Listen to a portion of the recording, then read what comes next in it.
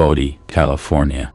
Sound of howling wind, creaking wood, distant gunshots, ghostly laughter from a saloon. There are places in the American West where Christmas was never a time of peace. No silent nights, no holy nights, no comfort, no joy. Only gunshots echoing through frozen streets, bloodshed staining fresh snow, bodies piling up faster than graves could be dug. Bodie, California is one of those places. Perched at 8,379 feet in the remote Sierra Nevada mountains, approximately 75 miles southeast of Lake Tahoe, Bodie was once one of the most violent, lawless, and deadly boomtowns in the Wild West. Founded in 1859 after gold was discovered by Waterman St. Bodie, a prospector whose name was later misspelled as Bodie on official documents, the town remained relatively small and obscure for nearly 2 decades. But in 1876, everything changed. The deadliest, most violent ghost town in the American West. These are 5 chilling Christmas horror stories from Bodie, each one tied to the holiday season, when winter, isolation, and violence turned this lawless town into a frozen hell. And if you listen closely, you can still hear the carolers singing in the darkness. But they're not singing for joy. They're singing for the dead. All the dead. Because Bodie has so many dead. The Christmas Eve Shootout at Boone's Saloon, 1878. Sound of piano music, rowdy laughter, clinking glasses, cards shuffling, sudden gunshots, screams, breaking glass. Our first story takes us to Christmas Eve, 1878, the night that would become known as the Boone Saloon massacre, the single bloodiest incident in Bodie's violent history.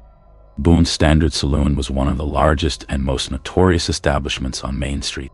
It occupied a prime location directly across from the Miners' Union Hall, in a substantial 2-story wooden building with a false front that made it appear even grander than it was. The building had been constructed in 1877, during the early days of the boom, built hastily like everything in Bodie, but with enough care to suggest permanence, prosperity, ambition. The saloon was owned and operated by William Big Billy Boone, a former Virginia city stagecoach driver who had come to Bodie in 1876 with $200 in his pocket and a dream of getting rich without ever setting foot in a mine shaft.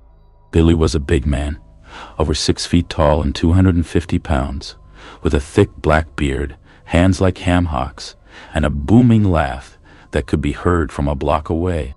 He was gregarious, charming when sober, dangerous when drunk.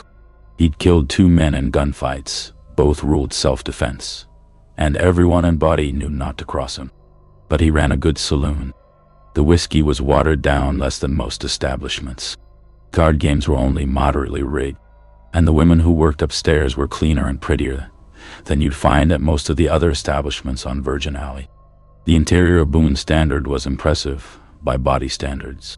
A long mahogany bar ran the length of the left wall. Genuine mahogany, imported from San Francisco at enormous expense, Billy's pride and joy. Behind the bar stretched a massive mirror, also imported, nearly 12 feet long and 6 feet tall, etched with elaborate designs of eagles and American flag. Shelves lined with bottles of whiskey, gin, brandy, and other spirits stood on either side of the mirror. The main floor had a dozen round tables for cards and dice games. A small stage in the corner where a battered upright piano saw, played nightly by a Chinese man named Chen, who could play anything from Stephen Foster to Bodie drinking songs. Overhead, kerosene lamps cast a warm amber glow that made the place feel almost respectable, almost civilized. But Boone's was not respectable, and Bodie was not civilized. On any given night, Boone's Standard was packed with miners fresh from their shifts, still covered in rock dust and sweat, desperate to drink away the memory of 10 hours in darkness. With professional gamblers in fine suits and calculated smiles, running games of faro, poker, and 3-card Monte. With drifters and outlaws passing through on their way to somewhere else, looking for easy money or easy trouble.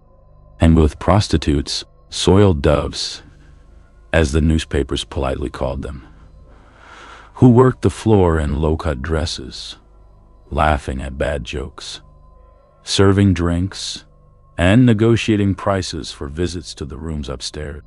Christmas Eve, 1878 was no different. In fact, it was busier than usual. The mines had paid wages that morning, monthly cash payments that put money in men's pockets and murder in the air. Every saloon in Bodie was packed to capacity, but Boone's Standard was the most popular, the most raucous, the most dangerous. By 8 p.m., the place was a powder keg. Over 70 men crowded into a space designed for half that many. The air was thick with tobacco smoke, the smell of unwashed bodies, spilled whiskey, and cheap perfume. The temperature inside was sweltering despite the frigid cold outside. The pot-bellied stove in the corner roared with juniper wood, and the press of bodies generated heat like a furnacing. Chen played Christmas carols on the piano. Deck the halls, God rest ye merry gentlemen. Good King Wenceslas. But no one was listening. The noise was deafening. Shouting, laughing, arguing, cursing in English, Spanish, Chinese, Irish brogues, German accents. And at a corner table in the back, near the stairs that led up to the second floor, 5 men sat playing poker. High-stakes poker, the kind of game where fortunes changed hands, and men died.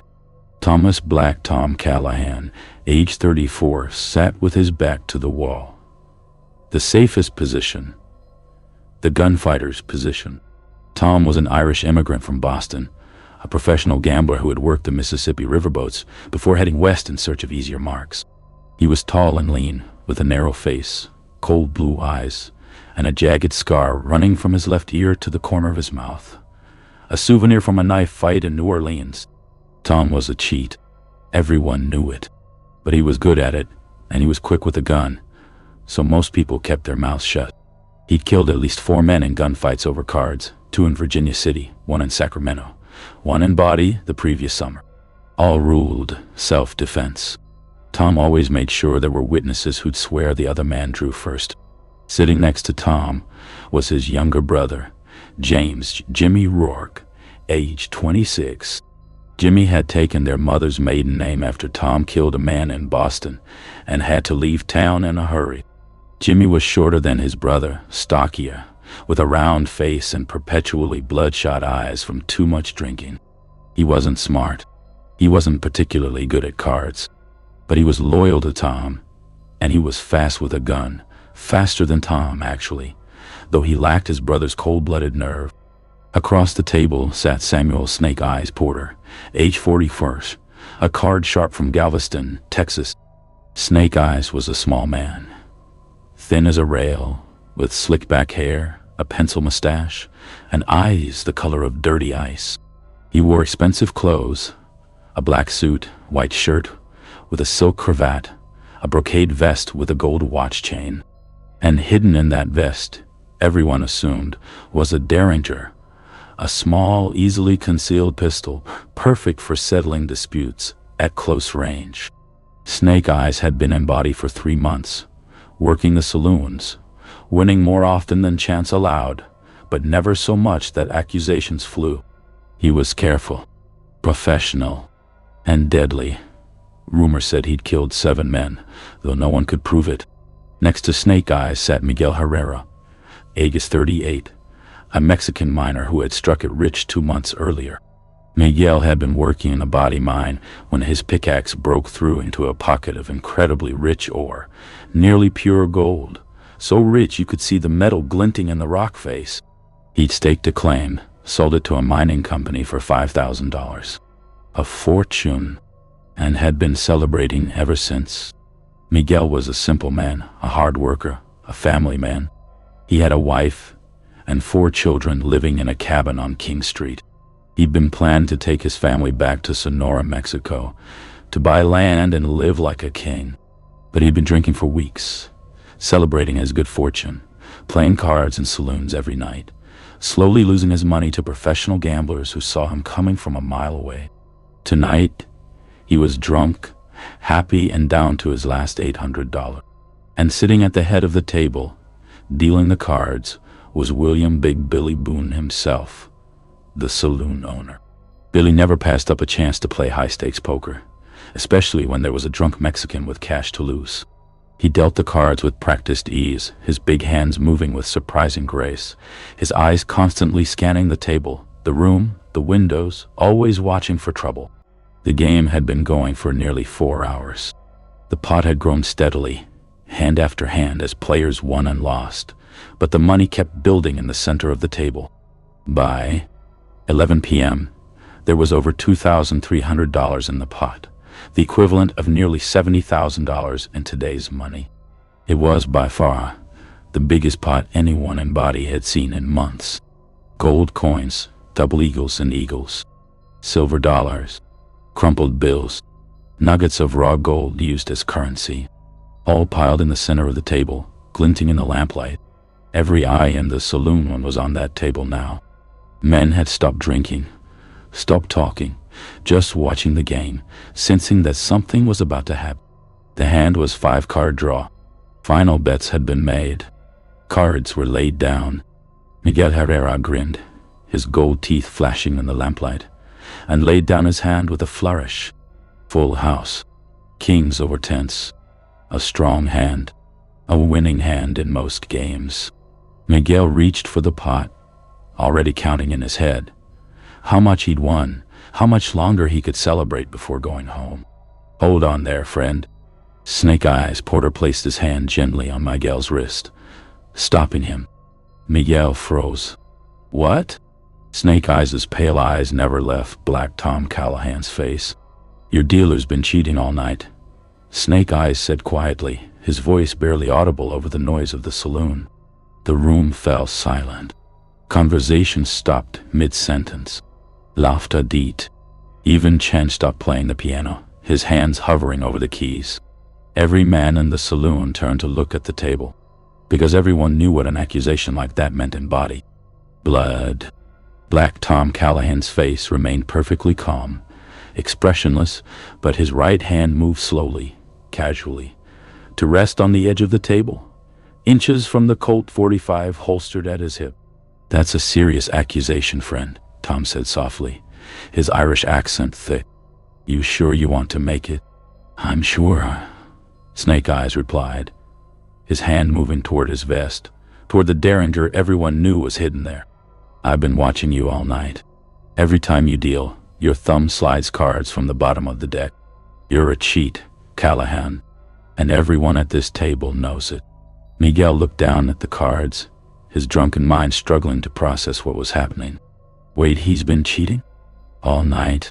Since the first hand," Snake Eyes confirmed. Billy Boone, the saloon owner, frowned. "Now, hold on. You too, Boone," Snake Eyes interrupted. "You're in on it. You deal, he bets. You signal which cards are coming. I've seen this game before. You run it in every boomtown from here to Texas." Billy's face darkened. "You calling me a cheat in my own establishment?" "I'm calling it like I see it." "Then you're calling me a goddamn liar." Snake Eyes smiled. A cold, thin smile. "If the shoe fits." Jimmy Rourke, Black Tom's brother, stood up suddenly, his chair scraping across the wooden floor. "Nobody calls my brother a cheat," Jimmy snarled, his hand moving toward his gun. Snake Eyes' hand moved toward his vest. Miguel Herrera stood up, confused, angry, his hand fumbling for the old Navy Colt he kept tucked in his belt. Billy Boone reached under the table, where he kept a sawed-off shotgun strapped to the underside for situations exactly like this. Black Tom Callahan drew first, and then the world exploded in gunfire. No one could ever agree on exactly what happened next. It was too fast, too chaotic, too much smoke and noise and blood. But when it was over, less than 30 seconds later, 9 men were dead or dying. Black Tom drew his .45 and fired at Snake Eyes, but in his haste he missed, the bullet slamming into Billy Boone's chest instead, punching through his sternum and shredding his heart. Billy collapsed backward, crashing into the bar, bottles shattering around him. Snake Eyes drew his Derringer and fired both barrels. One shot hit Black Tom in the left shoulder, spinning him around. The second shot hit Jimmy Rourke in the throat, severing his carotid artery. Blood sprayed across the table, the floor, the walls. Miguel Herrera drew his Old Navy Colt and fired wildly, panicked, not aiming. One bullet hit a miner standing near the table, killing him instantly. Another bullet shattered the massive mirror behind the bar. Jimmy Rourke, choking on his own blood, fired his pistol reflexively as he died, hitting Miguel in the stomach. Other men in the saloon, drunk, panicked, settling old grudges, or just shooting because everyone else was, drew their weapons and fired. The saloon erupted into chaos. Gunshots, screams, breaking glass, overturned tables, men diving for cover, trampling each other in a desperate scramble for the door. When the smoke cleared and the screaming stopped, 9 men lay dead or dying on the floor of Boone's Standard Saloon. William Big Billy Boone, the saloon owner, dead from a bullet through the heart. Jimmy Rourke, bleeding out from a severed artery, choking on blood, his hands clawing uselessly at his throat. Miguel Herrera, curled on his side, gut-shot, whimpering in Spanish, begging for his wife. Samuel Snake Eyes Porter, slumped in his chair, a bullet through his left eye, dead before he hit the floor. 3 miners whose names no one even knew, victims of stray bullets, wrong place, wrong time. A Chinese man who'd been standing near the bar, shot in the chest, killed instantly. And a prostitute named Rose, real name unknown, age unknown, background unknown, who'd been hit by a ricochet and now lay on the stairs, bleeding out, her green dress turning black with blood. The only survivor from the original table was Black Tom Callahan. He stood in the center of the carnage, his .45 smoking, his left shoulder bleeding where Snake Eyes had shot him, his face spattered with other men's blood. He looked around at the bodies, at the terrified faces of the men who'd survived, at the shattered mirror behind the bar, and he smiled. Merry Christmas, boys. Then he walked calmly out the front door, climbed onto his horse and rode south into the darkness. No one tried to stop him. He was never seen in Bodie again. The bodies were left where they fell until Christmas morning. No one wanted to touch them. No one wanted to get involved. No one wanted to be the next body on the floor. In Bodie, the unwritten rule was simple: mind your own business. Interfering in someone else's shooting, even a massacre, was a quick way to end up dead yourself. Sheriff John Kerrigan arrived at dawn, roused from his bed by a deputy who'd heard about the shooting. Kerrigan was a weary man in his early 50s, a former gold miner turned lawman who'd seen too much death in too many years. He'd been sheriff of Bodie for 2 years, and he was already tired of the job, tired of the violence, tired of stacking bodies like cordwood. He surveyed the scene with grim resignation. 9 bodies, blood everywhere, the mirror shattered, bullet holes in the walls, overturned furniture, broken glass crunching under his boots. Another Christmas in Bodie, he muttered to his deputy. Another goddamn Christmas. The bodies were carried to the Undertaker, Thomas Wilson, whose workshop was already overflowing with corpses from the brutal winter. Wilson stacked them in his storage shed. There were too many to bury immediately, and the ground was frozen solid anyway. They'd have to wait until spring thaw. An inquest was held on December 27. Witnesses were questioned. Testimonies were recorded. Everyone agreed that Black Tom Callahan had started it. Everyone agreed he was a cheat, a killer, a man who'd been looking for trouble and found it. But no one could prove anything. And since Tom had disappeared, there was nothing the law could do. Sheriff Kerrigan sent telegrams to lawmen in Sacramento, San Francisco, Virginia City, Carson City, and every other town within 200 miles, describing Tom and warning that he was wanted for murder. No one ever found him. No one ever saw him again. He'd vanished into the vast territories of the West. Just another killer among thousands. Just another ghost in a land of ghosts. The 9 victims were buried in unmarked graves in the Bodie cemetery on December 30th, 1878. The ground so frozen it took 8 men with pickaxes half a day to dig the graves. No services, no ministers, no mourners except for Miguel Herrera's wife and children, who stood at his grave weeping, their future destroyed, their dreams buried with him. Boone's Standard Saloon was closed for 3 days out of respect. Then it reopened under new management. A gambler from Sacramento named Patrick O'Malley, who'd bought the property from Billy Boone's estate for pennies on the dollar. O'Malley cleaned up the blood, replaced the broken mirror, patched the bullet holes, and reopened for business on January 3rd, 1879. Business was good at first. Meaners came back. Gamblers came back. The piano played. The whiskey flowed. But something had changed in Boone's Standard. Something dark. Something that refused to leave. 2 weeks after reopening, Patrick O'Malley was locking up for the night when he heard footsteps on the 2nd floor. Heavy footsteps, walking back and forth above his head. Patrick grabbed a lantern and climbed the stairs, hand on his revolver. The 2nd floor was empty. The rooms where the prostitutes had worked stood silent, dusty, abandoned. But the footsteps continued, right above him, on the 3rd floor. Except there was no 3rd floor. The building was only 2 stories. Patrick ran downstairs and left, sleeping that night in a hotel. The next night, he heard the piano playing after closing. Deck the Halls played slowly, mournfully, each note echoing through the empty saloon. He ran inside, revolver drawn. Chen, the piano player, had gone home hours ago. The piano bench was empty, but the keys kept moving, depressing as if pressed by invisible fingers, the song continuing. Note by haunting note. Patrick fled. Over the next month, the reports multiplied. Glasses sliding off the bar, shattering on the floor. Dozens of them, night after night. Always at exactly 11:30 p.m.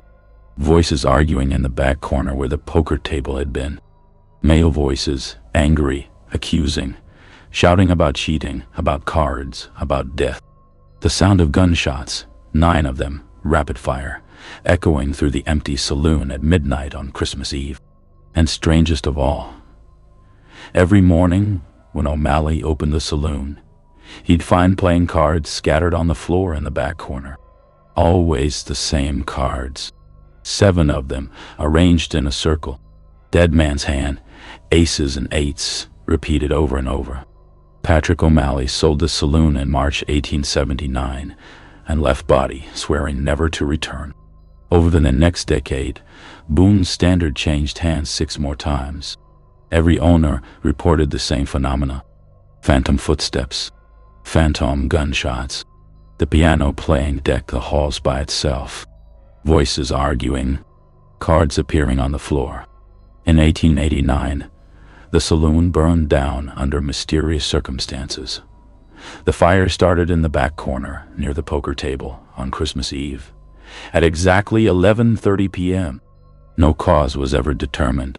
The building burned to the ground in less than an hour.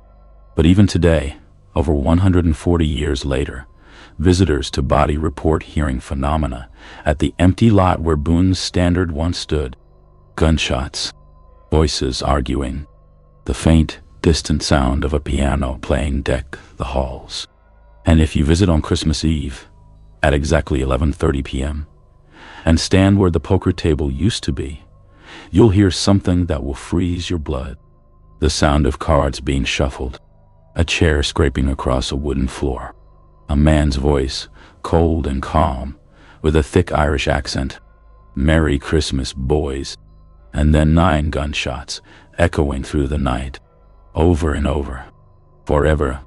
'Cause in Bodie, Christmas Eve 1878 never ends. The game never stops. And Black Tom Callahan is still dealing, still cheating, still killing, for all eternity.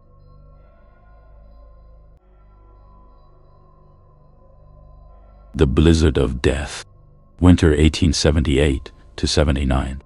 Sound of howling wind, creaking wood, distant cry, muffled prayers.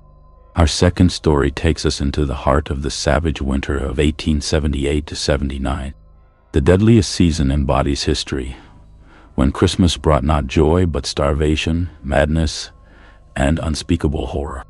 December 1878 began with optimism and celebration. The mines were producing record amounts of gold and silver. The population had swelled to over 7,000 souls. Money flowed through Bodie like water. Businesses were booming. New buildings were going up daily.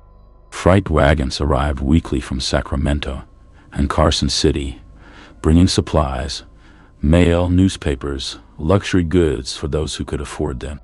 For the first time in its violent history, Bodie felt like it might actually become a real city, not just a lawless mining camp, but a place with a future, with permanence, with civilization.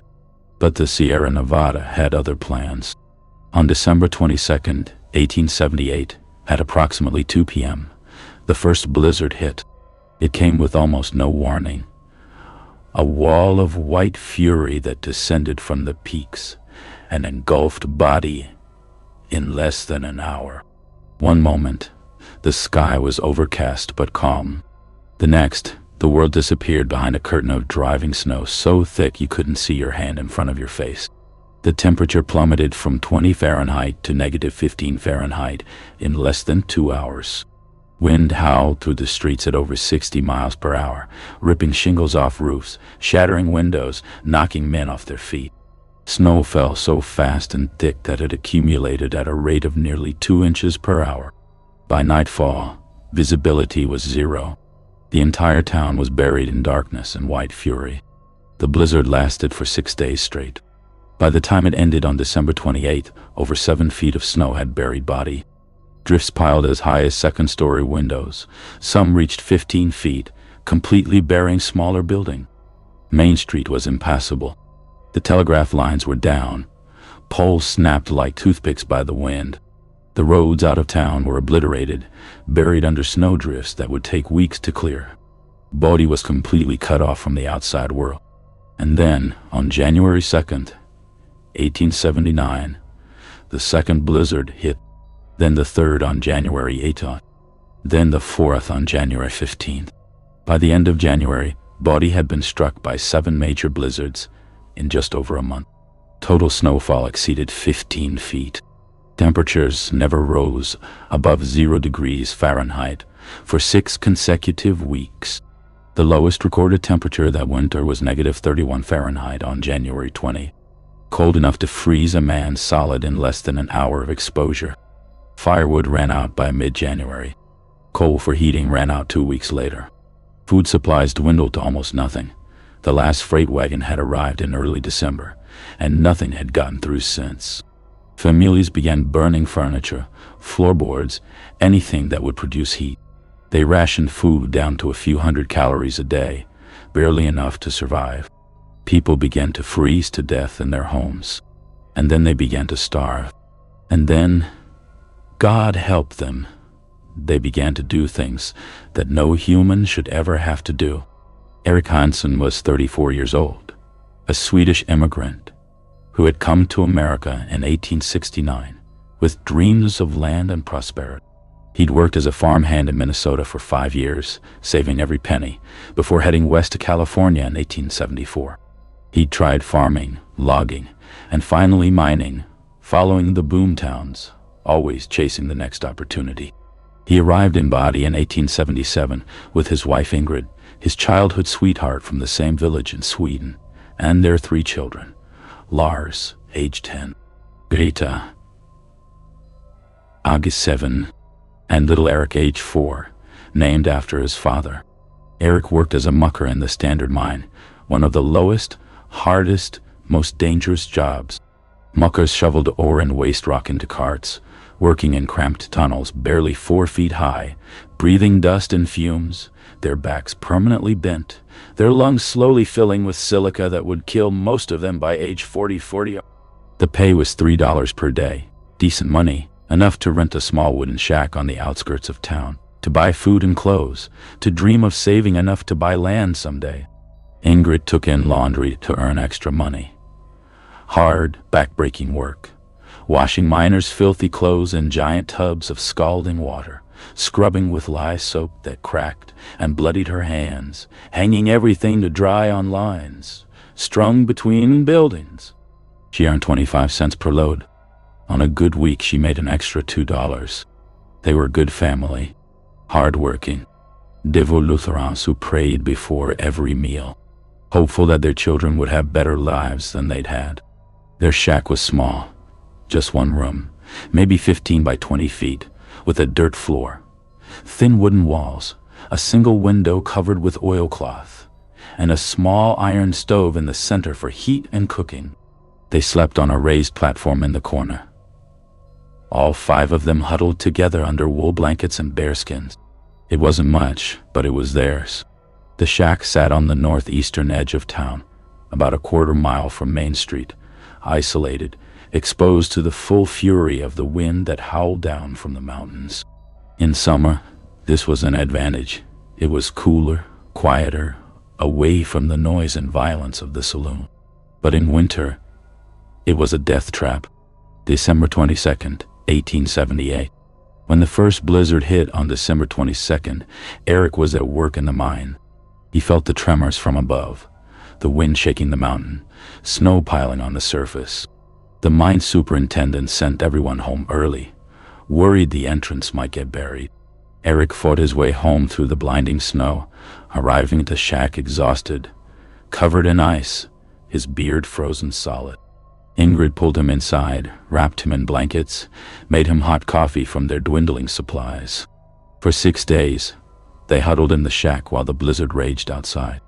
Eric burned every piece of firewood they had. When that ran out, he started burning furniture. Chairs first, then the table, then the bed frame. Anything that would produce heat. Food was rationed carefully. A handful of beans each. A slice of bread. A cup of watery soup made from bones they'd already boiled 3 times. The children cried from hunger, but there was nothing more to give them.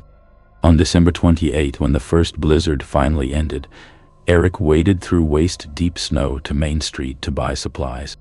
The general store was closed. The owner had run out of stock. The other stores were the same. A few families were selling food at extortionate prices. $5 for a loaf of bread, $20 for a small sack of flour. Eric had $8 to his name. He bought what he could.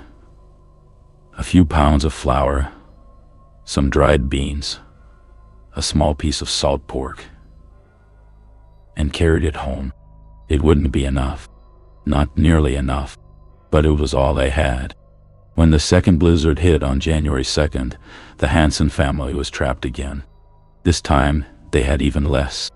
The food Eric had bought lasted 4 days. By January 6th, they were down to a handful of flour and a few beans. Ingrid made watery porridge, more water than flour really, and divided it among the children. She and Eric ate nothing, telling the children they'd already eaten, lying to give their babies one more day. By January 10th, the food was completely gone. The temperature was -25 Fahrenheit. The snow outside was over 10 feet deep, blocking the door and the window. They were entombed in darkness, with only a single candle for light. Eric had been burning them sparingly, knowing they wouldn't last. The children were weak, listless, their skin pale, their lips cracked and bleeding. Little Eric, only 4 years old, had stopped crying. He just lay on the sleeping platform, too weak to move, his breathing shallow and ragged. On January 15th, Ingrid whispered to her husband, "We're going to die here, aren't we?" Eric said nothing, because he knew she was right. On January 18th, Eric made a decision. "I'm going into town," he told Ingrid. "I'll get help. I'll bring food." Ingrid grabbed his arm, her eyes wide with terror. "Eric, no. You'll freeze to death. The snow is too deep. You won't make it. If I stay, we all die," Eric said quietly. "I have to try." He wrapped himself in every piece of clothing they owned. 3 shirts, 2 coats, wool pants, 2 pairs of socks, his heaviest boots. He tied a scarf around his face, covering everything but his eyes. He took a walking stick to probe the snow for hidden obstacles. He kissed Ingrid. He kissed each of his children, Lars, Greta, little Eric, whispering prayers in Swedish, promising he'd come back, promising he'd save them. And then he opened the door and stepped out into the frozen hell. The temperature was -22 Fahrenheit. The wind was blowing at 40 miles per hour, creating a wind chill of nearly -60 Fahrenheit, cold enough to freeze exposed flesh in less than 5 minutes. Eric made it approximately 150 yards from the shack before hypothermia overcame him. His body was found 4 days later by a search party, frozen solid, half buried in a snowdrift, his face turned toward town, his right hand outstretched as if reaching for help that never came, his eyes still open, staring, pleading. The men who found him wept. Back at the shack, Ingrid waited. 1 day, 2 days, 3 days, 4 days. Eric didn't come back. Deep down, she knew. She knew he was dead. She knew no help was coming. The children were dying. Little Eric stopped breathing on January 22nd, 1879. He died quietly, in his sleep, his small body finally giving up the fight against starvation and cold. Ingrid wrapped him in a blanket, their last blanket, and carried his tiny frozen body outside, placing him in the snow beside the shack. She couldn't bury him. The ground was frozen solid, harder than stone. So she left him there, hoping the cold would preserve him, telling herself she'd give him a proper burial in the spring, if she lived that long. Greta died on January 25. She'd been asking for her papa, asking when he was coming home, asking for food, her voice growing weaker and weaker until it was just a whisper, and then nothing at all. Ingrid placed her body next to her brother's. Now only Lars remained, 10 years old, too weak to stand, his eyes sunken, his skin stretched tight over his bones like parchment. And Ingrid, who hadn't eaten in 14 days. Her mind was beginning to break. Hallucinations flickered at the edges of her vision. She heard voices. Eric calling her name, the children laughing, her mother singing Swedish lullabies from her childhood. She knew she was dying. She knew Lars was dying. And then she looked outside at the bodies of her children, frozen in the snow. And a thought entered her mind, a terrible, unspeakable thought. On January 28, 1879, Ingrid Hansen brought the body of little Eric inside. She told herself she just wanted to hold him one more time, to feel his weight in her arms, to pretend he was sleeping. But that was a lie. She placed his small, frozen body on the floor near the stove. She waited for it to thaw. And when it did we don't speak of what happened next. We can't. Some things are too dark, too terrible, too profane to put into words. But Ingrid Hansen kept her son Lars alive for 3 more days. And on February 1st, Lars died anyway, his body finally giving up despite his mother's unspeakable efforts. On February 10th, 1879, the weather finally broke. The sun emerged for the first time in 6 weeks. The temperature rose above freezing. The snow began to melt. Roads started to reopen. A neighbor, John Morrison, a Scottish miner who lived a quarter-mile away, waded through the snowdrifts to check on the Hansen family. He'd heard they were struggling, and he'd brought a loaf of bread and some dried beef. Not much, but something. He knocked on the door of the shack. No answer. He knocked again, louder. Silence. He pushed the door open. The smell hit him first. A rancid, nauseating stench of death and decay and something worse. Something he couldn't identify. Something that made his stomach heave.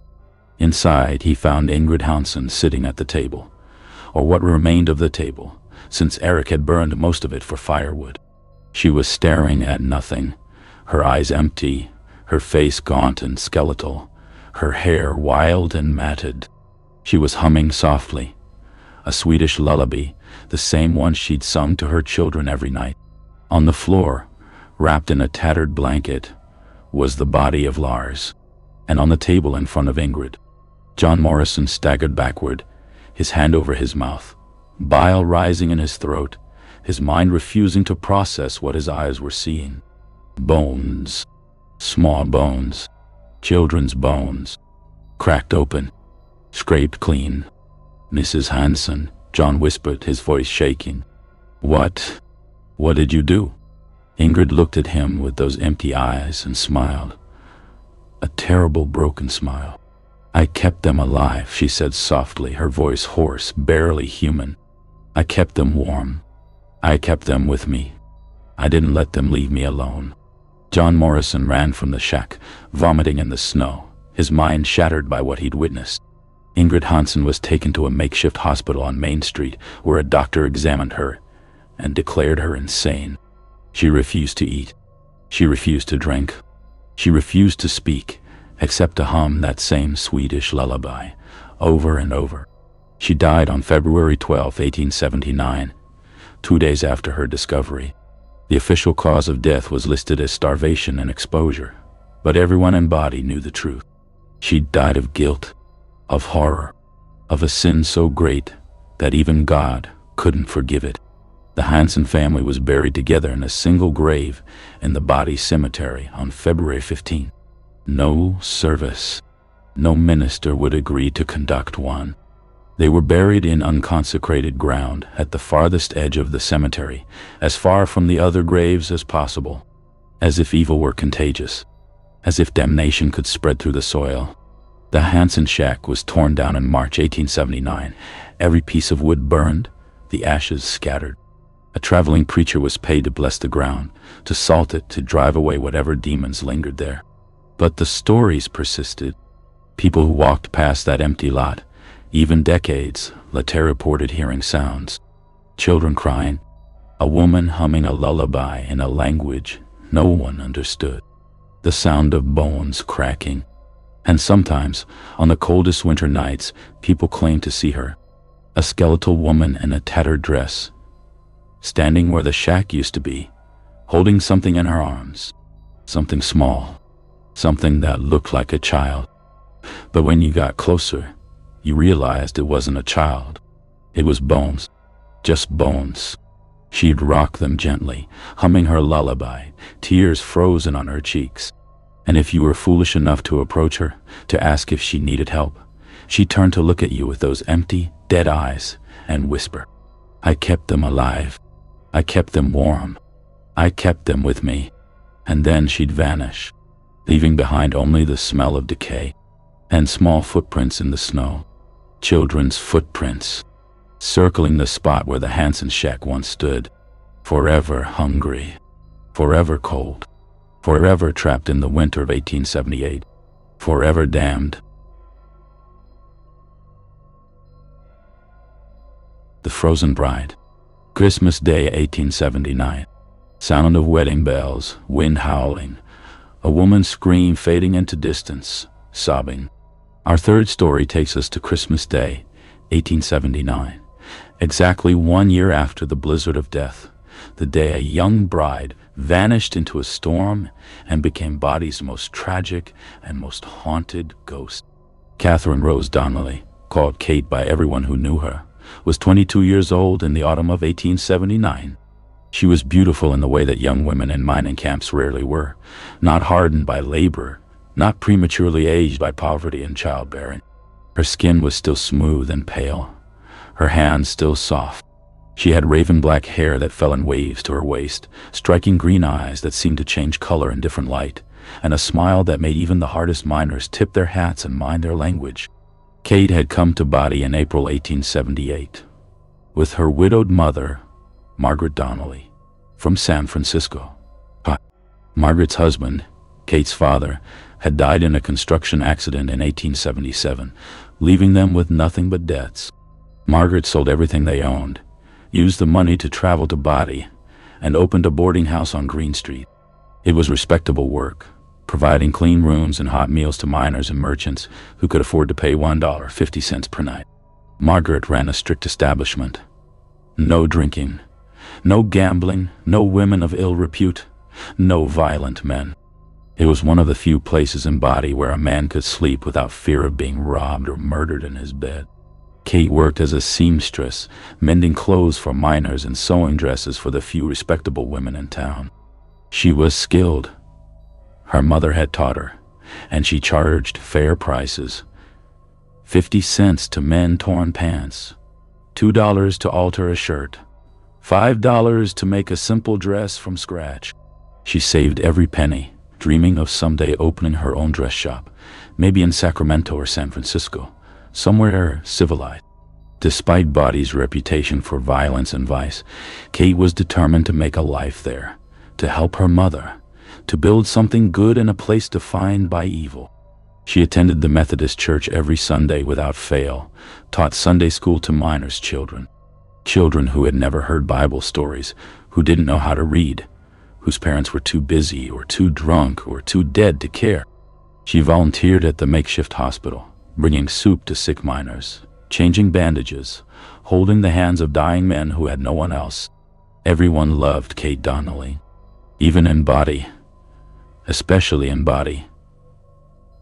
Her goodness shone like a beacon, and in August 1879, she met the man she would marry. Patrick O'Brien was different from most men in Bodie. He was educated, had attended Boston College for 3 years before his family's money ran out and he had to head west to make his fortune. He was 28 years old, tall and lean, with brown hair that was always neatly combed, wire-rimmed spectacles that made him look scholarly, and a gentle smile that put people at ease. Patrick worked as a mine engineer at the Standard Mine, one of the few professional positions in Bodie that didn't involve manual labor. He designed ventilation systems to keep miners from suffocating. He calculated the structural integrity of tunnels to prevent cave-ins. He surveyed new areas for excavation. He made $150 per month, a fortune by Bodie standards, more than most miners made in 6 months. He was polite, soft-spoken, thoughtful, the kind of man who held doors for women, who said please and thank you, who quoted Shakespeare and Tennyson, who seemed utterly out of place in a town where most disputes were settled with fists or bullets. Patrick had been living at Margaret's boarding house since arriving in Bodie in June 1879. He paid his rent on time, kept his room immaculate, never caused trouble, and spent his evenings reading books by candlelight, novels, poetry, scientific journals he'd ordered from San Francisco. He and Kate met one evening in August when he came downstairs for supper and found her mending a tear in the dining room tablecloth. They talked about books, about San Francisco, about whether Bodie would ever become civilized. Patrick fell in love with her immediately. Kate took longer. She'd learned to be cautious of men in mining camps, where desperation and loneliness often masqueraded as love. But Patrick was patient, respectful, genuine. He courted her properly, chaperoned walks on Sunday afternoons, supervised visits in the boarding house parlor, letters exchanged with poetic declarations of affection written in his precise, elegant handwriting.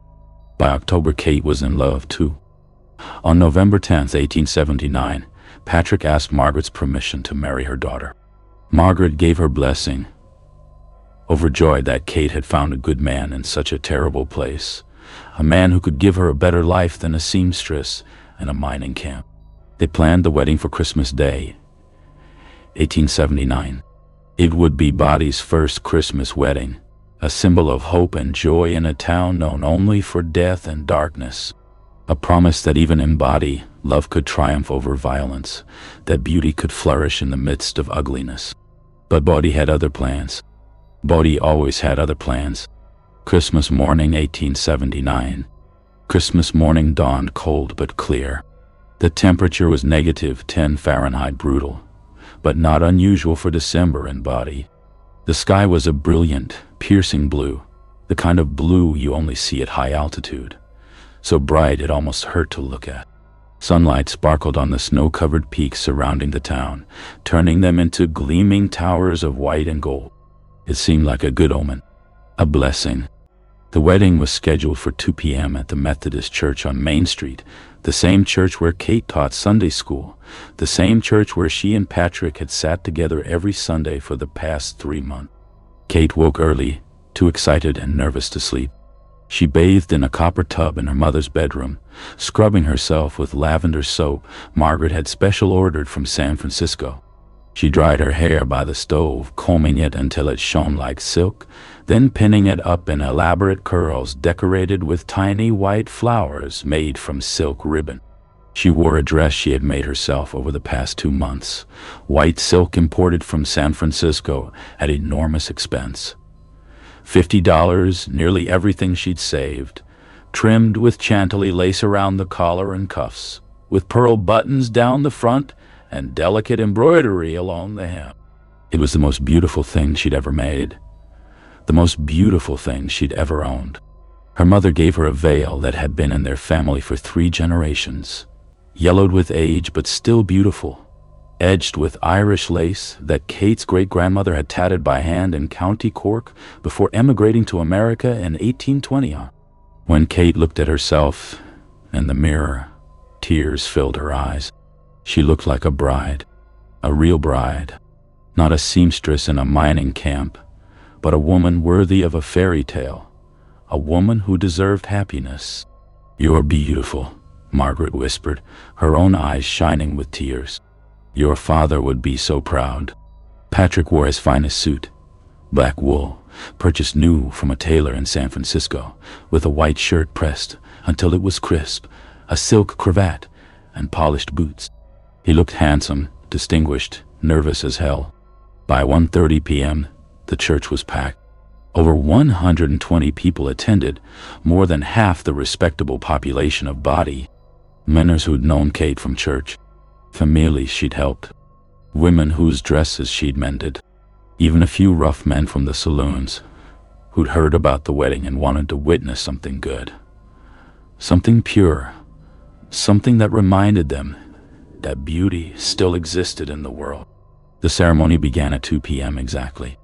Reverend Jonathan Hayes, a Methodist minister who'd arrived in Bodie 6 months earlier, determined to bring God to this godless place, stood at the altar, his Bible open, his face beaming with genuine joy. He read from the book of Ruth, "Entreat me not to leave thee, or to return from following after thee. For whither thou goest, I will go, and where thou lodgest, I will lodge. Thy people shall be my people, and thy God my God." Kate and Patrick exchanged vows, their voices trembling with emotion, tears streaming down their faces. Patrick slipped a simple gold band onto Kate's finger. All he could afford, but it was enough. It wasn't perfect. Kate whispered, "I love you," and Patrick whispered, "I love you too, forever." Reverend Hayes pronounced them husband and wife. Patrick lifted Kate's veil and kissed her, a soft, gentle kiss, sweet and full of promise. The congregation erupted in applause and cheers. For one brief, shining moment, Bodie felt like a real town, a place where people could be happy, a place where love could exist, a place touched by grace. And then as the wedding party left the church, the storm came in. At approximately 2:40 p.m., as Kate and Patrick stepped out of the church onto Main Street, the sky darkened. It happened impossibly fast, faster than anyone had ever seen. One moment, the sky was blue and clear. The next, thick black clouds rolled in from the north, blotting out the sun, turning day into twilight in less than 2 minutes. The temperature dropped 15 degrees in 5 minutes, from -10 Fahrenheit to -25 Fahrenheit, then kept falling. Wind began to howl through the streets, kicking up snow, sending people scrambling for shelter. "Get inside," someone shouted. "Blizzard's coming. Get inside now." The wedding party hurried toward Margaret's boarding house, which was only 3 blocks away on Green Street. The plan had been to walk there for the reception. A simple meal Margaret had prepared, taken coffee and champagne she'd saved for months to buy. Just 3 blocks. But the storm moved faster than anyone could have imagined. By the time they'd walked 1 block, the wind was screaming at over 60 miles per hour, tearing hats off heads, ripping shawls from shoulders. Snow fell so thick and fast that visibility dropped to less than 5 feet. The temperature plummeted to -30 Fahrenheit. People stumbled through the streets, holding on to each other, shouting to be heard over the wind, desperate to reach shelter before the full fury of the storm consumed them. Patrick held Kate's hand tightly, his other arm wrapped around her shoulders, shielding her body with his, pulling her forward step by step. "Almost there," he shouted, his voice barely audible over the roar of the wind. "Just one more block. Hold on to me." But as they crossed the intersection of Green Street and Main Street, a massive gust of wind, laughter estimated by survivors at over 80 miles per hour, hit them like a physical blow, a giant's hand swatting them aside. Kate was torn from Patrick's grasp. One moment, her hand was in his, her small fingers clutching his desperately. The next moment, she was gone, swallowed by the white fury of the blizzard, vanished as if she'd never existed. "Kate!" Patrick screamed, spinning around, his eyes wide with terror. "Kate! Where are you?" He ran in the direction she'd been pulled, shouting her name over and over, his voice lost in the howling wind. Other men from the wedding party joined him. Her mother Margaret, Reverend Hayes, miners, and merchants, all forming a human chain, searching desperately through the blinding snow, calling her name until their voices were hoarse. But she was gone, simply gone. After 20 minutes of searching, the men had to give up. The temperature had dropped to -35 Fahrenheit. Men's beards were frozen solid. Fingers were turning black from frostbite. If they stayed out any longer, they would die too. They dragged Patrick back to the boarding house, half frozen, screaming Kate's name, fighting them every step. Margaret collapsed when they told her. Collapsed and didn't get up for 3 days. The blizzard raged for 5 days straight, the worst storm to hit Bodie since the winter of 1878 to 79. And somewhere in that white hell, Catherine Rose O'Brien, married for less than 1 hour, was alone. The blizzard finally ended on December 30th, 1879. When the sun emerged, over 9 feet of snow had buried body drifts piled as high as rooftops. Entire buildings were swallowed by white. Main Street was unrecognizable, just an endless expanse of snow, broken only by the tops of telegraph poles and the peaks of roofs. Patrick organized a search party before dawn. Over 60 men volunteered, armed with shovels, poles for probing snowdrifts, ropes to keep from getting separated. They searched every street, every alley, every space between buildings. They dug through snowdrifts with their bare hands when shovels broke. They called Kate's name until their voices gave out. Nothing. No trace of her. No footprints. The blizzard had erased everything. No torn fabric caught on building. No body lying in the snow. She had simply vanished. Margaret Donnelly could not be consoled. She sat in a rocking chair by the window, staring out at the snow-covered streets, whispering prayers in Gaelic, tears streaming endlessly down her face. The doctor came and gave her laudanum to help her sleep, but she refused it. She refused food. She refused to move from that chair. Patrick refused to give up. For 2 weeks he searched alone, trudging through the snow from dawn until dark. Sometimes not returning until after midnight, frost-covered, exhausted, half mad with grief and guilt. "I let go," he whispered to Reverend Hayes one night, his voice broken. "For just 1 second, I let go of her hand. 1 second, and now she's gone. My wife, my beautiful wife, gone." "It wasn't your fault," Hayes said gently. "The wind. I should have held tighter." Patrick shouted, tears freezing on his cheeks. "I should have held her tighter. I should have protected her. That was my job, to protect her, and I failed." On January 10th, 1880, Reverend Hayes held a memorial service for Catherine O'Brien at the Methodist Church, even though there was no body to bury, no grave to mark, no earthly remains to commit to the ground. Over 150 people attended, more than had been at the wedding. They sang hymns. They prayed. They wept. Patrick sat in the front pew, hollow-eyed and silent, wearing his wedding suit, the same suit he'd worn when he'd married her, the same suit he'd worn when he'd lost her, all within the span of 40 minutes. He never remarried. He never celebrated Christmas again. He never forgave himself. He died in 1903, at age 52, of pneumonia. The nurse who attended him in his final hours reported that his last words, whispered with his dying breath, were, "I'm sorry, Kate. I couldn't hold on. I'm so sorry." March 15, 1880. Nearly 3 months after Kate disappeared, a miner named Thomas Garrett was exploring an abandoned mine shaft on the southwestern outskirts of town, looking for salvageable timber he could sell or use for firewood.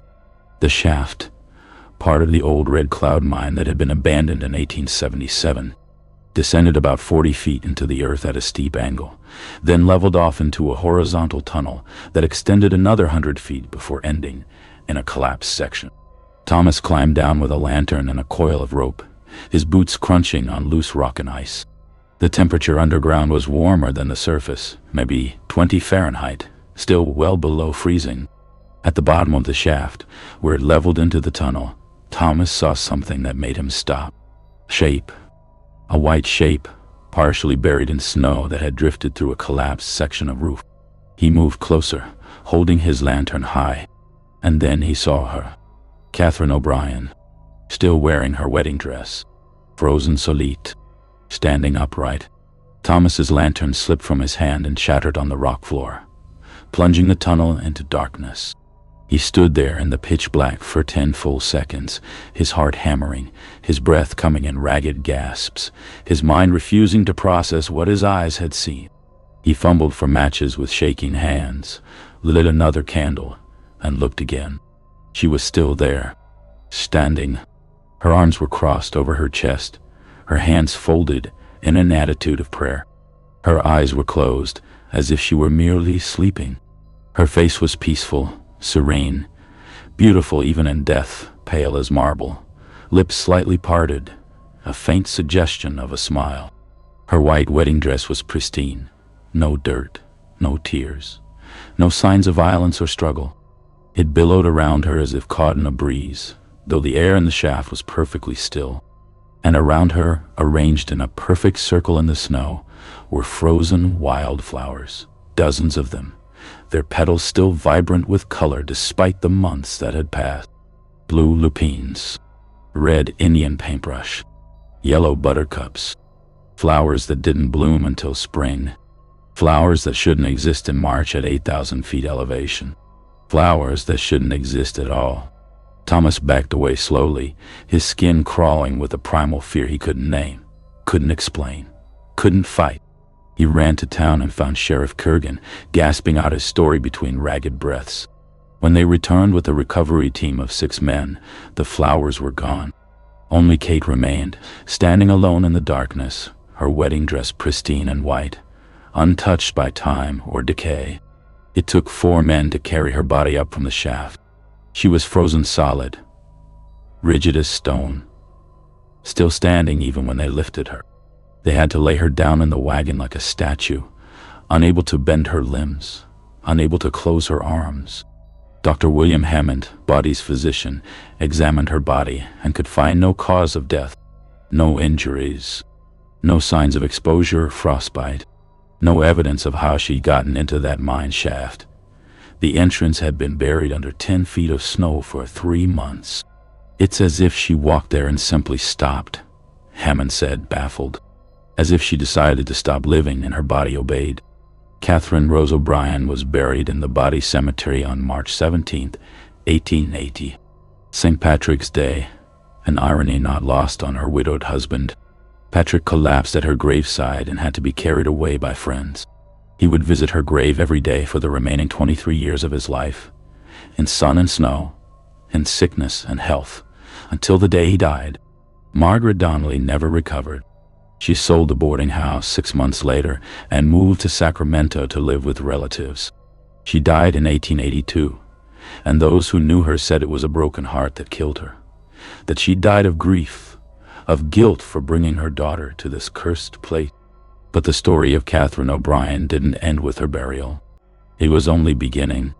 In December 1880, 1 year after her disappearance, a miner named James Sullivan was walking home late on Christmas Eve when he saw a woman in a white dress standing in the middle of Main Street, exactly at the intersection where Kate had been torn away by the wind.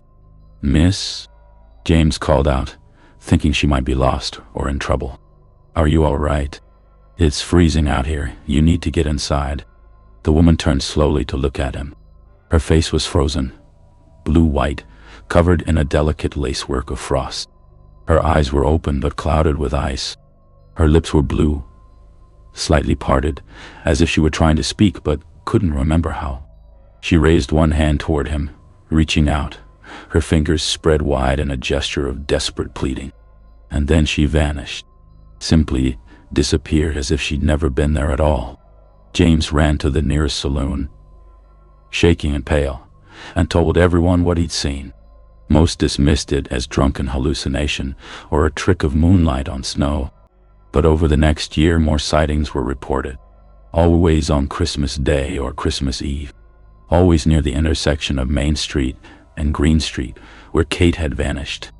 A woman in a white wedding dress, wandering the streets, searching for something. Someone. Sometimes she was seen standing in the snow, her arms crossed over her chest, surrounded by wildflowers that appeared and vanished like ghosts. Sometimes she was seen reaching out toward passers-by, her mouth moving silently, forming words no one could hear. And sometimes, on the clearest, coldest Christmas nights, people heard her voice, carried on the wind like a whisper, like a prayer, like a curse. "Patrick, where are you? I can't find you. Patrick, help me. I can't find my way home. It's so cold. Patrick, please." In 1892, a massive fire swept through Bodie, destroying over 90% of the business district. Entire blocks burned to the ground in less than 3 hours. But the intersection where Kate disappeared was untouched. While buildings all around it were reduced to ash, that one spot remained pristine, covered in a layer of snow that never melted, even as the fire raged around it. In 1932, another catastrophic fire destroyed much of what remained of the town. Again, that intersection was spared. A perfect circle of snow, 30 feet in diameter, unmarked by flame or smoke. Today, visitors to Bodie State Historic Park report seeing her, always in the same place, always wearing the same white dress, always reaching out, searching, calling for Patrick. Park rangers have documented dozens of sightings. Photographs show strange white figures in the background, shapes that weren't there when the picture was taken. Video cameras malfunction at that intersection. Batteries die instantly, even when fully charged. Audio recordings pick up voices speaking words that weren't heard at the time. And every Christmas Day, at exactly 2:40 p.m., the moment Kate was torn away, people standing at that intersection report feeling a sudden violent gust of wind, even on the calmest days, even when the air is perfectly still. If you listen closely in that moment, you'll hear it. A woman's voice, young and beautiful and heartbroken. "Help me, please. I can't find my way home. I can't find Patrick. It's so cold. Please help me. Someone help me. I just want to go home."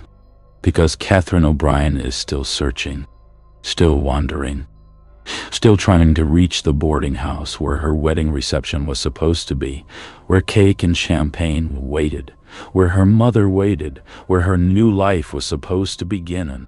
Forever lost in the blizzard, forever a bride of 1 hour, forever calling for the husband she'll never see again, forever cold, forever alone, forever. The Undertaker's Secret, Christmas Week, 1880. Sound of shovels digging frozen earth, coffin lids creaking, muffled whispers, the roar of a furnace. Our fourth story takes us into the darkest, most profane corners of Bodie's death industry, and the man who turned Christmas into his most profitable season. Thomas William Wilson was Bodie's undertaker, coffin maker, and self-proclaimed death care professional. He arrived in town in May 1877, appearing seemingly out of nowhere with a wagon full of tools, lumber, and a strange cylindrical furnace, the likes of which no one in Bodie had ever seen. Thomas was 43 years old, thin as a skeleton himself, with pale, bloodless skin that seemed to have never seen sunlight. His eyes were gray, not blue-gray or green-gray, but true gray, the color of ash, the color of death.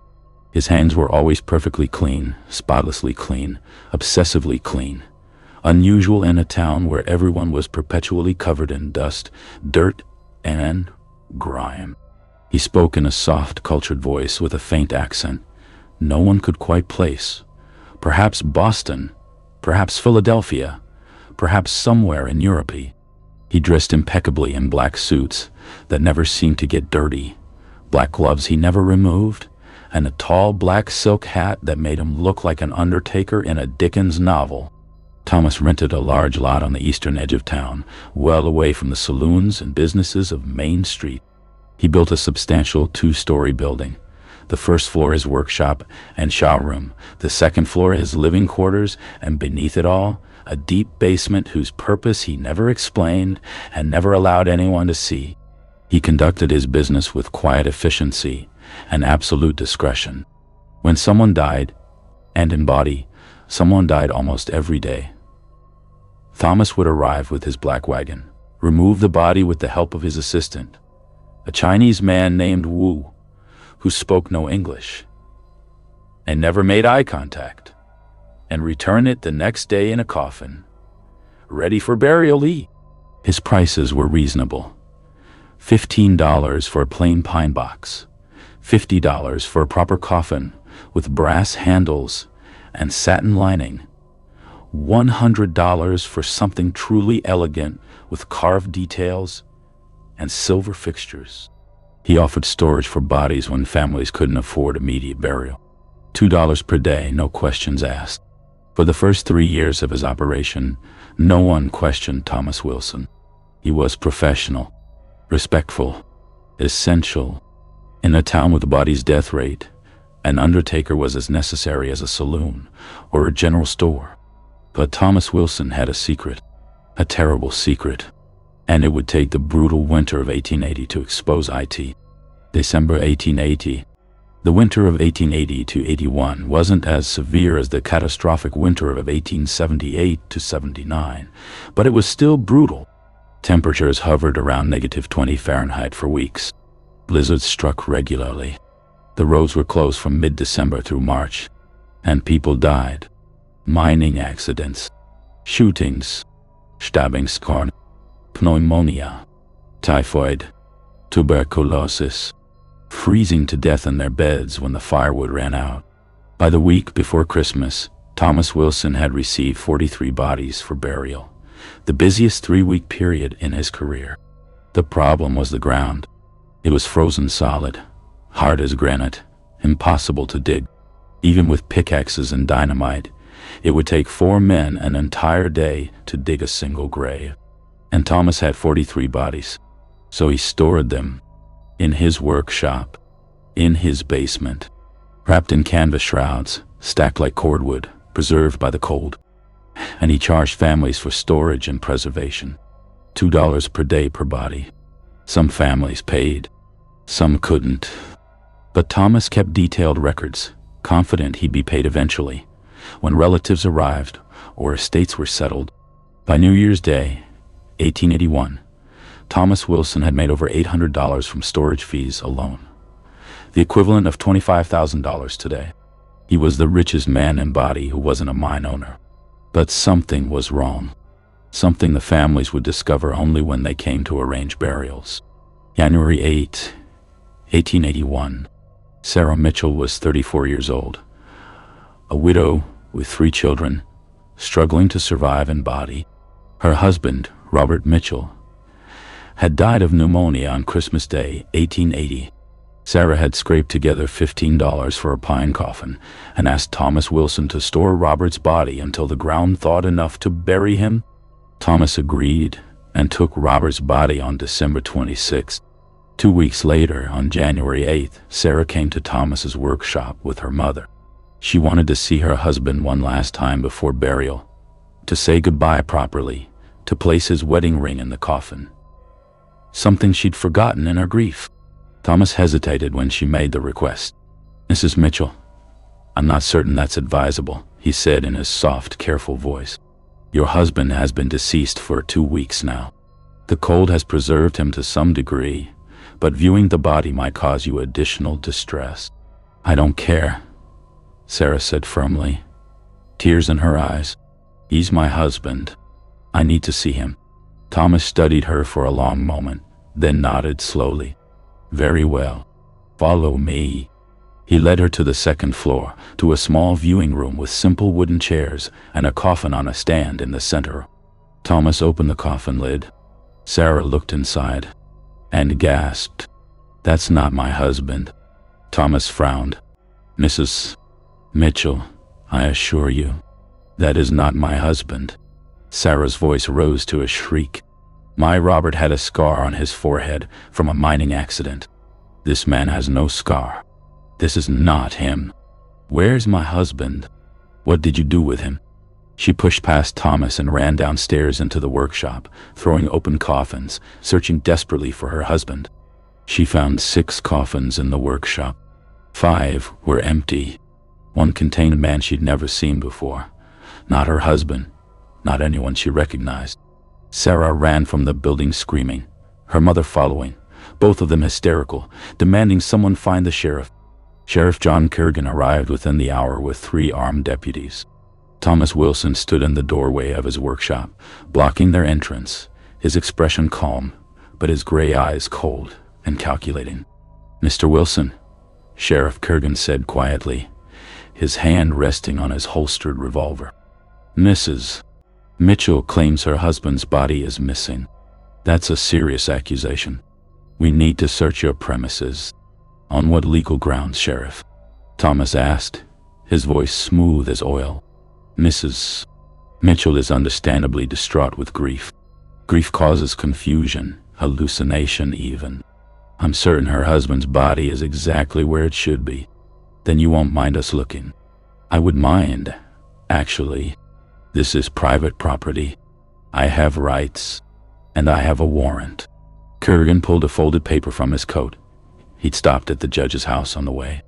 "Now step aside, or I'll have my deputies move you aside." For a moment, Thomas didn't move. Then he smiled, a thin, cold smile that never reached his eyes. "Of course, Sheriff. Please, search wherever you like. You'll find everything in order." The sheriff and his deputies searched the workshop thoroughly. They found tools, lumber, nails, brass fittings, bolts of satin fabric, everything an Undertaker would need.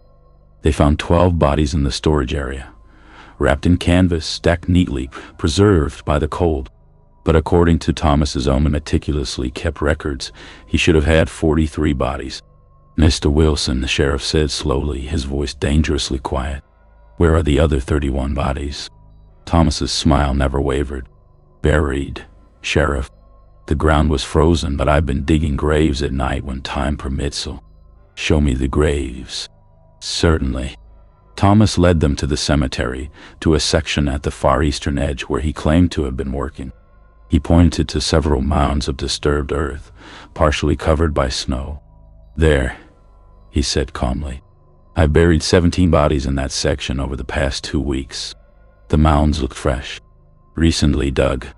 But Sheriff Kurgan's instincts were screaming that something was wrong. "Dig one up," he ordered his deputies. Thomas's smile flickered for just a moment. "Sheriff, that's desecration of a...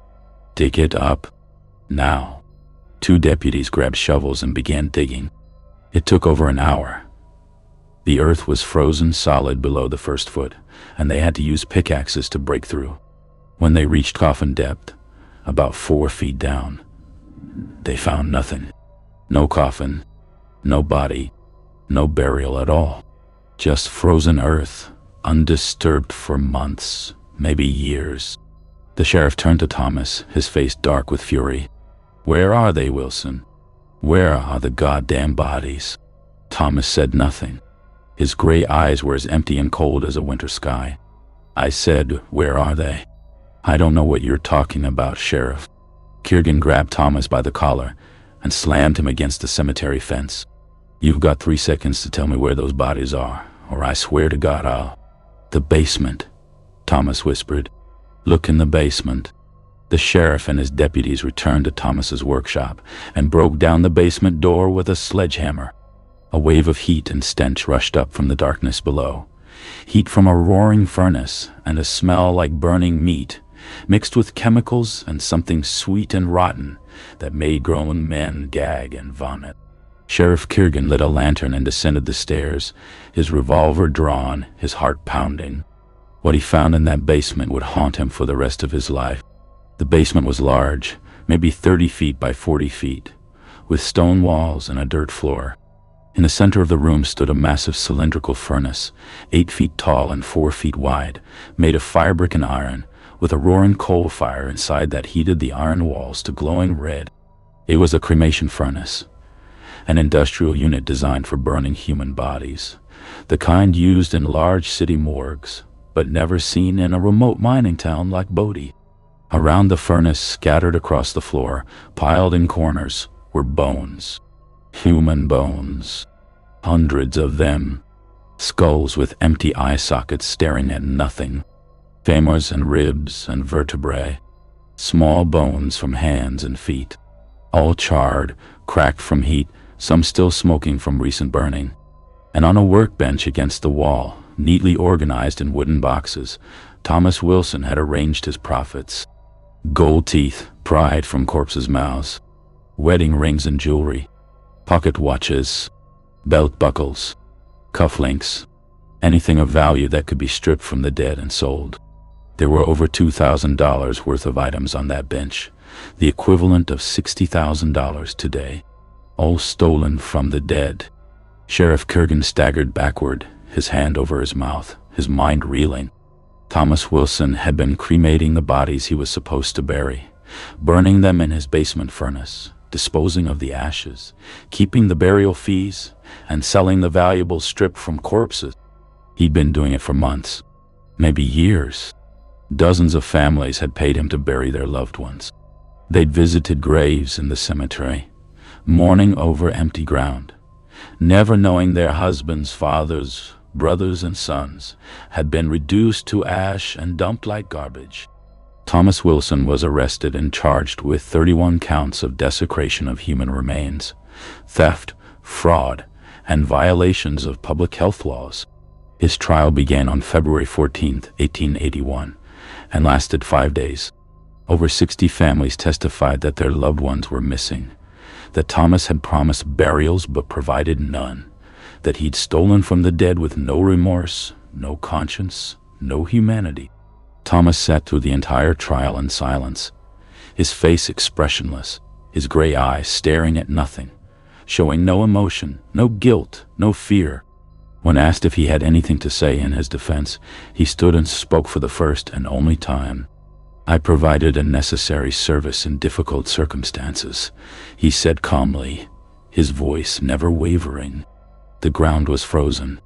I couldn't dig graves. Cremation was the most efficient and hygienic solution. And yes, I kept their belongings. They had no further use for material possessions.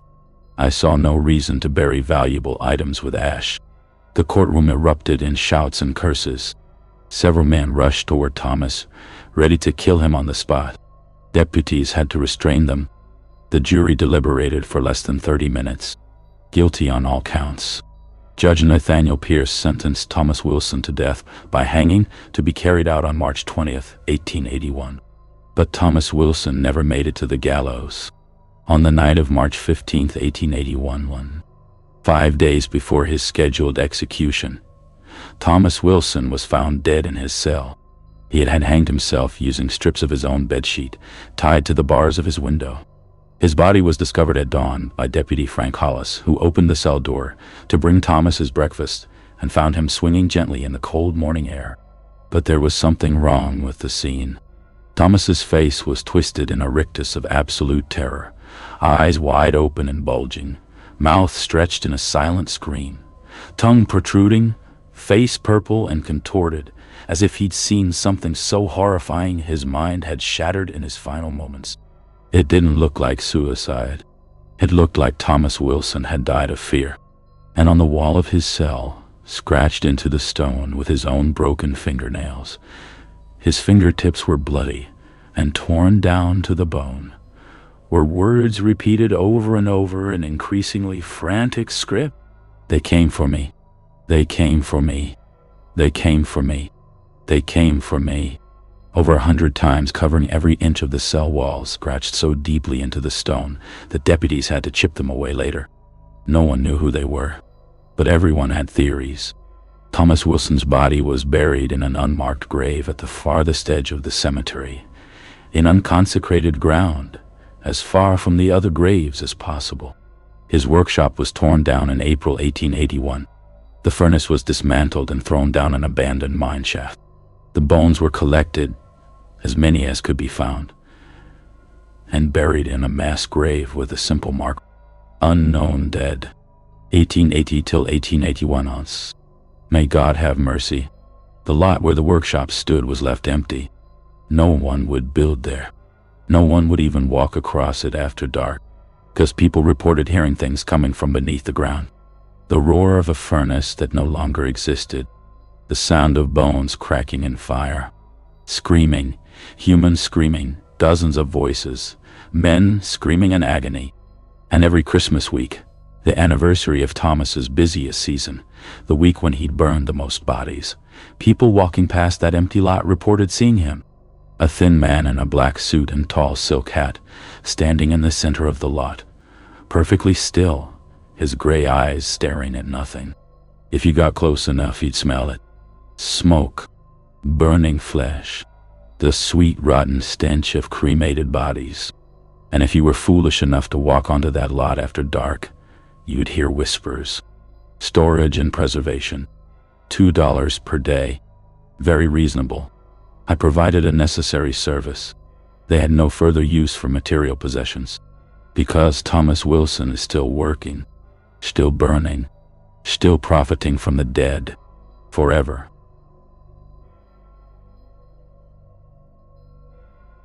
The Last Christmas in Bodie, December 1881. Hand closing. Sound of children singing carols, wind howling, doors creaking, footsteps in snow. Our final story takes us to December 1881, the Christmas that would drive the last families out of Bodie forever and seal the town's fate as a cursed, haunted place. By late 1881, Bodie's population had begun its inevitable decline. The richest ore deposits were running out. Several major mines had closed. Families were leaving for better opportunities in California's coastal cities, in Nevada and Oregon. But several hundred stubborn souls remained, miners who believed the next big strike was just around the corner, merchants who'd sunk their life savings into businesses they couldn't abandon, families too poor to afford the journey out. And they were determined to have one good Christmas. For once, just once, they wanted Bodie to feel like a real town, a place where children could celebrate without fear, where families could gather without violence, where joy could exist, if only for one day.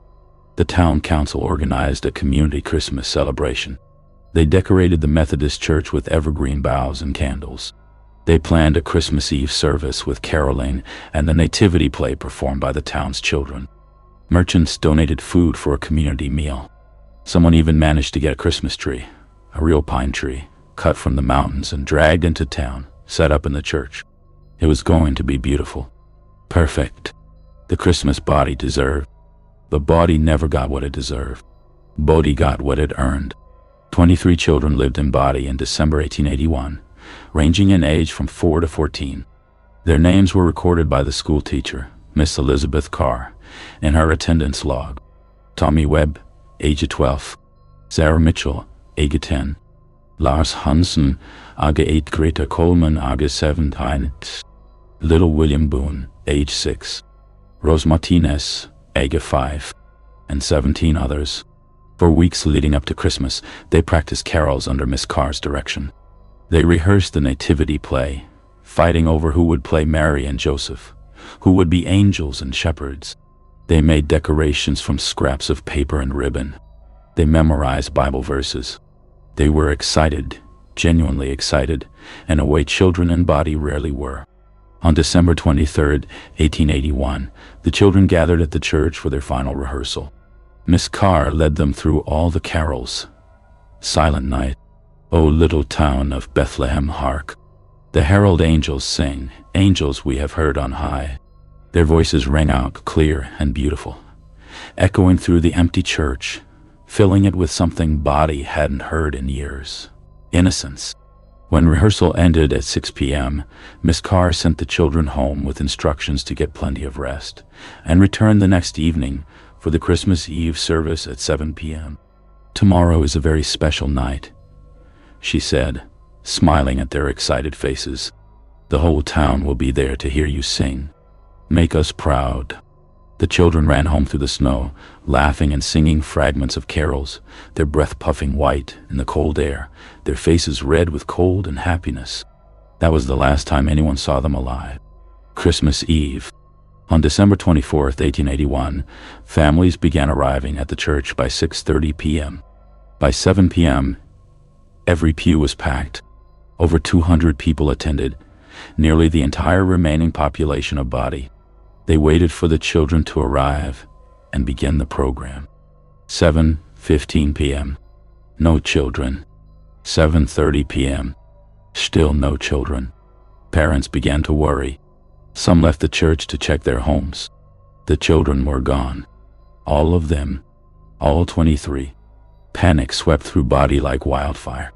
Over 100 men formed search parties within minutes, grabbing lanterns, torches, rifles. They searched every building, every mine shaft, every street and alley. Nothing. No footprints in the snow.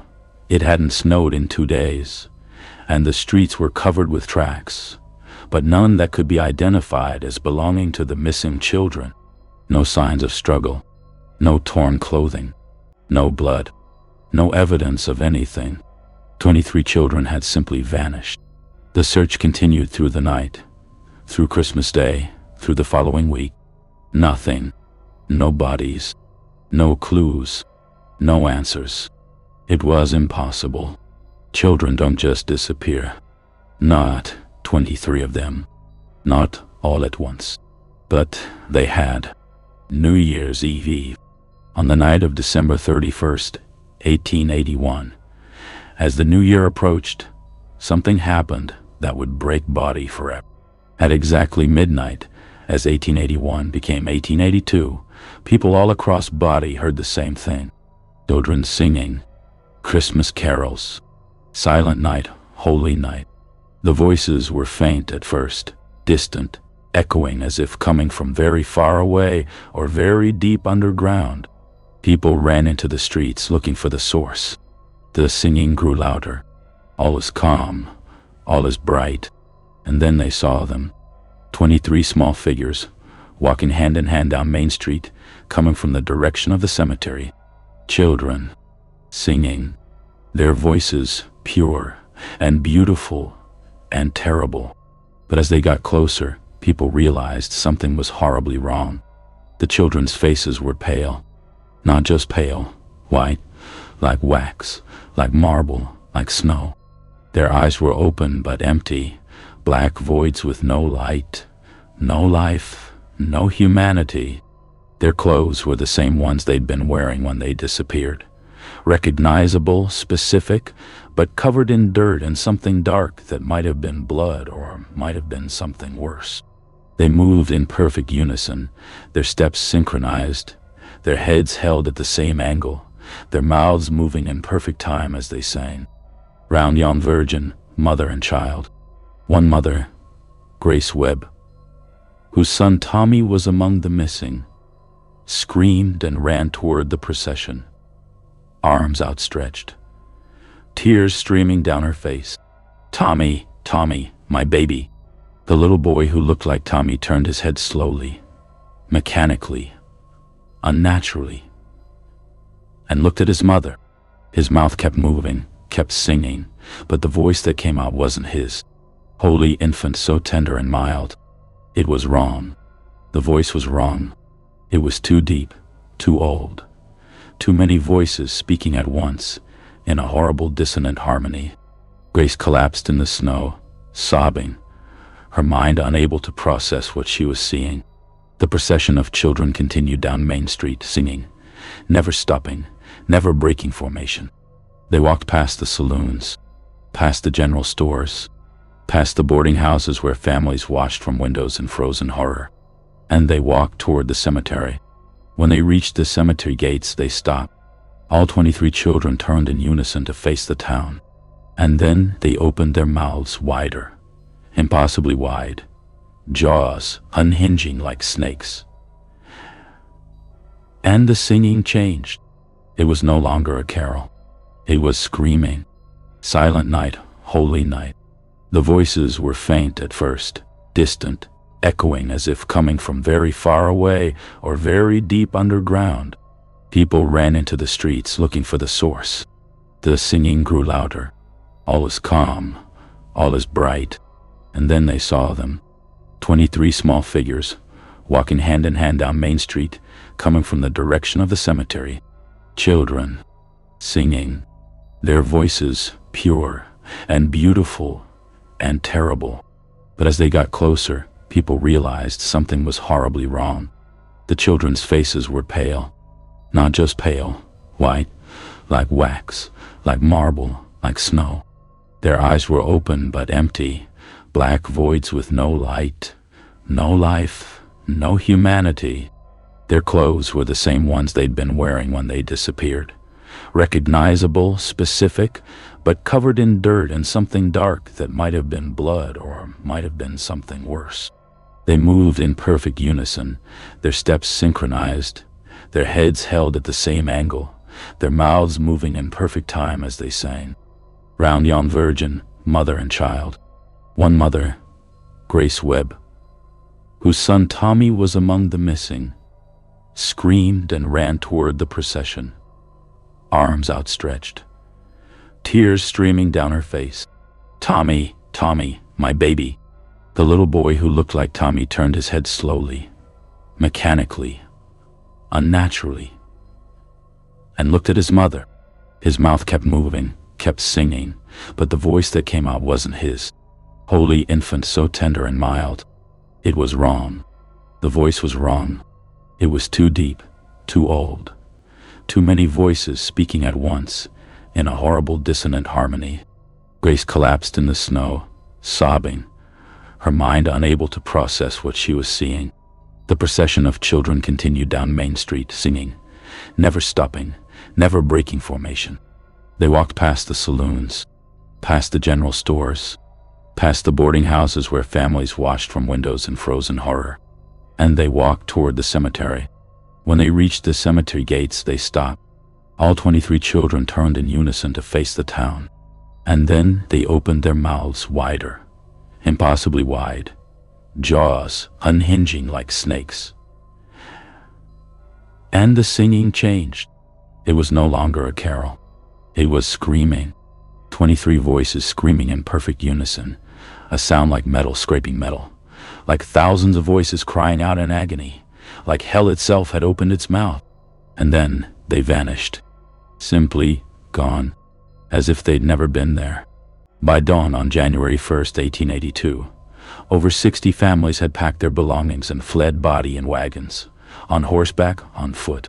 By the end of January, another 100 had followed. By March, the population had dropped below 800 for the first time in 5 years.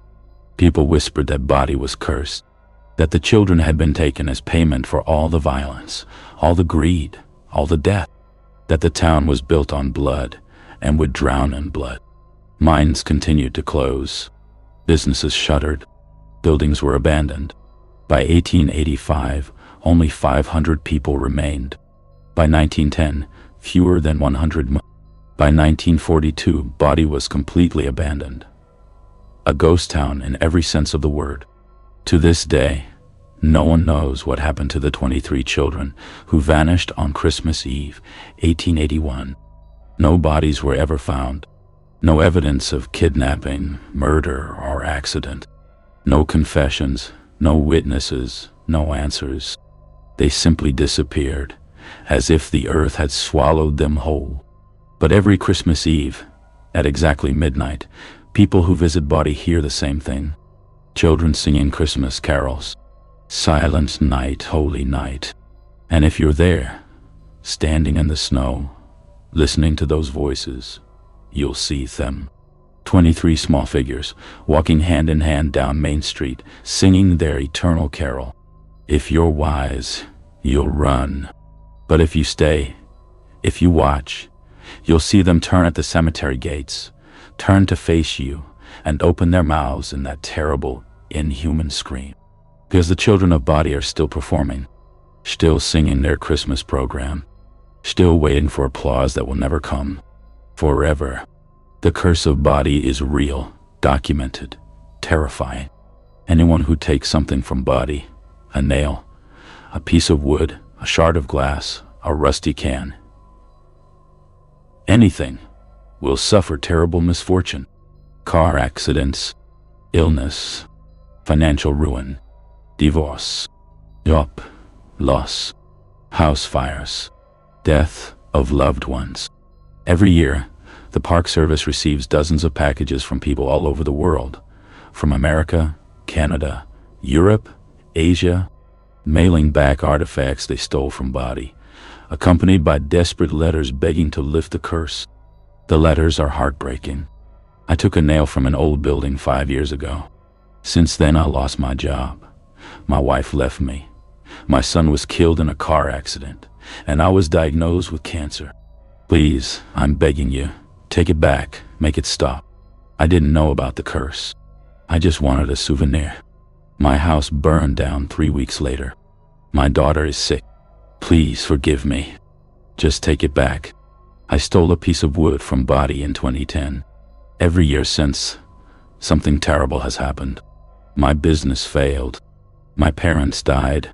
I was in 3 car accidents. I can't take it anymore. Please, make it stop. The park rangers have entire filing cabinets full of these letters. They keep them as warnings, as evidence, as proof. The curse is real. Because Bodie doesn't forgive. Bodie doesn't forget. And Bodie doesn't let go. If you ever visit Bodie, especially during winter, especially during Christmas, remember these rules. Don't take anything. Not a single thing. Bodie will find you. Don't disturb the buildings. They're not just structures. They're tombs. They're prisons. They're monuments to the damned. If you hear children singing carols, don't follow them. They're not singing for you. They're singing for the dead. And if you follow, you'll join them. If you see a woman in a white dress at the intersection of May and Green, don't approach her. She's been searching for 145 years. She doesn't want your help. She wants your company. Forever. If you smell smoke and burning flesh near the Undertaker's lot, run. Thomas Wilson is still working, and he's always looking for more inventory. And if you visit on Christmas Eve at midnight, stay away from the cemetery, because that's when they all come out. All the ghosts of Bodie, all the dead from 150 years of violence, greed, and winter horror. They gather at the cemetery gates, waiting, watching, singing their eternal Christmas carols, waiting for someone to join them. Forever. Because in Bodie, Christmas never ends. The violence never stops. The dead never rest. It just repeats. Every year. Forever and ever and ever. Amen.